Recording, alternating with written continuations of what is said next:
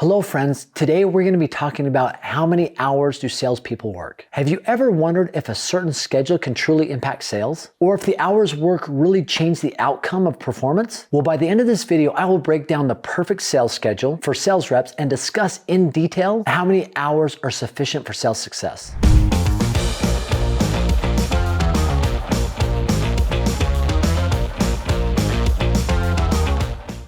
Without sales, for most organizations, there would be no revenue. Sales reps are the tip of the spear for any organization. But how hard should sales reps push when it comes to their schedule? Don't most reps get into sales because they love the flexibility? These questions are just the beginning when it comes to deciphering the complex scenario of sales reps and hours worked. So today, I want to break down all these concepts by first helping you understand the mindset of a sales rep. Secondly, I'll talk about why sales schedules are vital. And finally, show you how you can create the best schedule and hours worked for your sales teams with all the pros and cons. If you're ready, let's go.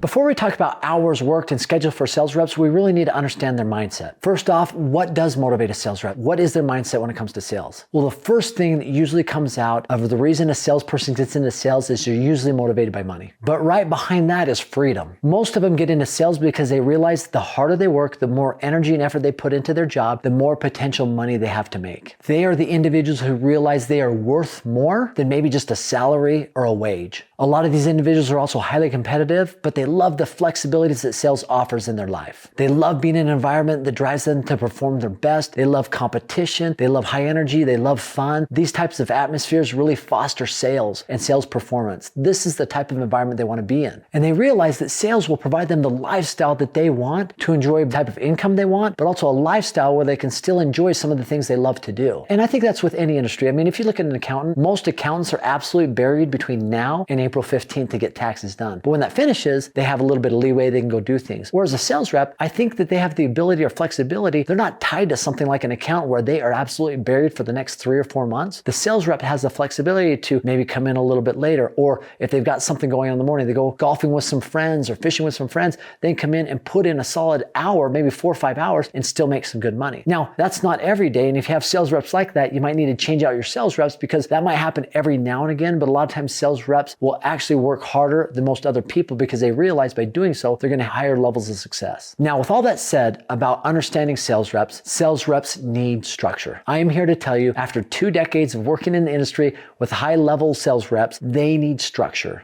So why does a sales rep need structure? Why is that important? Well, for one, it's hard to have your cake and eat it too, right? I mean, think about it for a second. Wanting to make lots of money in sales and not working very hard, those just don't mesh. They don't go together. Most of the time, as I mentioned, some of the best sales reps I've ever seen are the individuals who put in the most time and most effort. They at least get to a level of performance where they know they can perform at a very high level and then have some flexibility in their schedule to do so. I remember I had a sales rep tell me one time, he said, if I work any hours, I know I can get sales, right? So it doesn't matter if I work 4 hours or 8 hours, I know the type of sales I'm going to get. And I remember thinking, man, that might be false because I've seen your performance and I've seen that a lot of times your sales aren't where you want them to be. And so you working any hour you want hasn't really shown out that that's true. On the other side of the coin, I had another sales rep who came in brand new at sales, but put in the time, the energy, and effort. And this person went on to be one of our best sales reps ever. But this was the person who put in probably the most time out of any sales reps we had in our organization. Now that might go against what we talked about earlier with some flexibility and freedom, but he realized that if he put in that time and effort for the first few years of his sales career, he then for the rest of his career would have a little bit more flexibility and freedom to do the things he wanted to do. And he elevated himself to a performance that really was the gold standard for everybody else in our organization. And ultimately, structure, sales structure, a schedule creates consistency. Just like anything else in our lives, when we're consistent with something, our performance improves. Take anything in life, right? Let's say that you go to the gym and you go to the gym one day, you're not going to see any improvement. You go to the gym for a week, you're probably not going to see any improvement. You go for 2 weeks, you really might not see much improvement, but you go for 30 days, 60 days, 90 days, a year, you're going to see significant improvement. Anything that you're consistent at usually yields performance results that you want. And structure in a sales organization does just that. It allows them consistency. They can count on it certain times throughout the day, throughout the week, throughout the month, throughout the year where they know when we're here, we're working hard, performance is going to be fairly consistent. It might even be elevated because everybody's doing the same thing.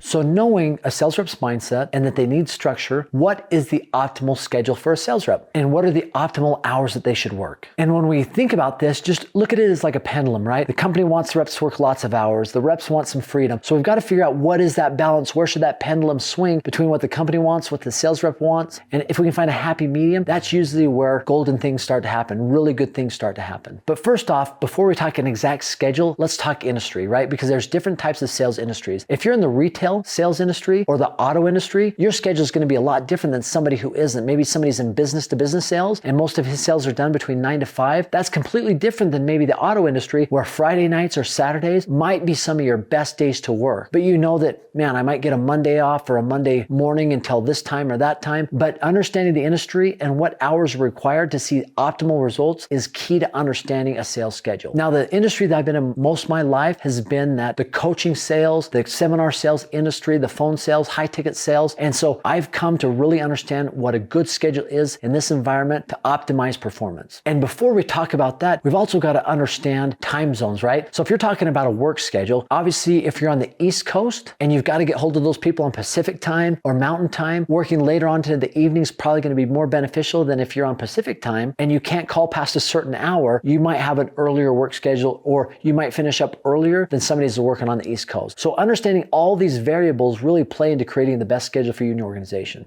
So what is the optimal schedule and hours worked? Now, whenever I try to figure this out, I always take into regulations, right? Most people can only work 40 hours a week. If they work more than 40 hours a week, you've got to pay them overtime. So we've tried to create a schedule that is 40 hours or just under 40 hours. And we've also tried to build into that schedule times where reps can take a little bit of a break and a break that's long enough where they feel like they're getting some sort of relief or rest, or it might break up the monotony of it. So taking all that into consideration is what helped us put together the schedule.